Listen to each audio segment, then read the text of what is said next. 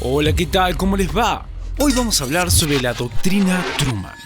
¿Y qué fue de esta doctrina? Bueno, debemos decir que la doctrina Truman fue un conjunto de medidas originadas por los Estados Unidos en 1947, luego de la Segunda Guerra Mundial. Con estas medidas se pretendía apoyar a los pueblos libres, es decir, a aquellos que se resistían a intentos de sometimiento por minorías armadas o presiones exteriores que a su vez representaban una amenaza para el capitalismo de Estados Unidos. También decir que, en definitiva, a través de la doctrina Truman, Estados Unidos dejó en claro su intención de apoyar a cualquier nación que pudiera ser amenazada por otra, con el fin de imponer su ideología o sistema de gobierno.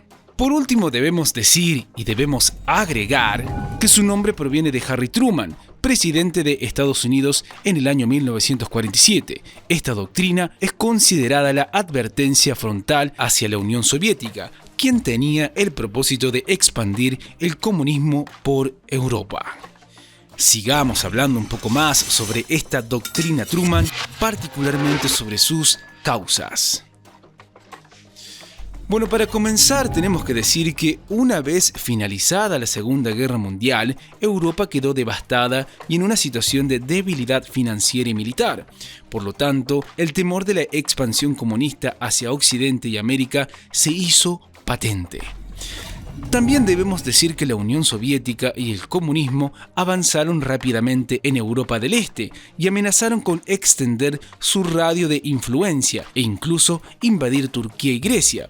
Dicha amenaza llegó hasta la Organización de las Naciones Unidas, cuya seguridad se vio en peligro. También decir que Turquía y Grecia anteriormente habían sido apoyados por Gran Bretaña para combatir las células rebeldes comunistas. Estos grupos tenían la intención de tomar el poder en ambos países por su importancia geopolítica. Y por último debemos decir que la ayuda económica y militar inglesa se cortó debido a la situación económica del Reino Unido después de la guerra. Entonces, Gran Bretaña, Turquía y Grecia solicitaron ayuda a Estados Unidos para evitar caer en manos de los países de la órbita comunista. Continuemos hablando un poco más sobre esta doctrina Truman, particularmente sobre sus objetivos. Entre los objetivos debemos decir que estaba evitar que la Unión Soviética dominara la ruta que conduce de Europa del Este a Europa Occidental a través del canal marítimo del Mar Negro, el Mar Egeo y luego el Mar Mediterráneo. Los soviéticos presionaron a Turquía para obtener el control de los Dardanelos, es decir, el estrecho que une Europa y Asia. También decir que en la estrategia de controlar esta región, el otro país clave era Grecia, que limita con el Mar Egeo. Además, en ese momento, los comunistas griegos libraban una guerra civil que era apoyada por los comunistas soviéticos. También decir que Estados Unidos quería acercar el poder marítimo de los soviéticos para evitar que sus buques de guerras tuvieran paso libre más allá del Mar Negro.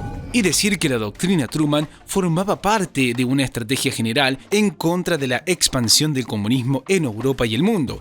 Comprendía la ayuda financiera a los países aliados y el apoyo militar para salvaguardar su seguridad y sistema de gobierno. Y por último, debemos decir y agregar que el objetivo de Estados Unidos a largo plazo, además de frenar el comunismo, era aumentar su influencia en el mundo hasta convertirse en la gran potencia económica y militar de hoy en día. Sigamos hablando un poco más sobre esta doctrina Truman, particularmente hablar sobre sus consecuencias. Por entre las principales consecuencias está la implementación del Plan Marshall, que consistía en una ayuda financiera a los países aliados europeos que habían sido afectados por la Segunda Guerra Mundial.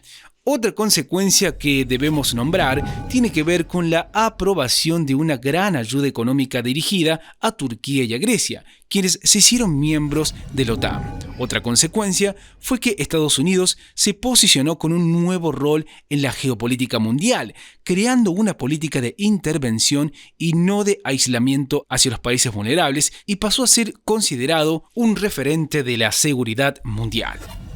Y por último decir que la ayuda propiciada por los Estados Unidos habilitó a ciertos países involucrarse en otras problemáticas mundiales, en Asia y en América Latina. Bueno, esto es todo por hoy. Como siempre les decimos, chequen los videos de nuestro canal que seguramente les serán de muchísima utilidad. ¡Hasta la próxima!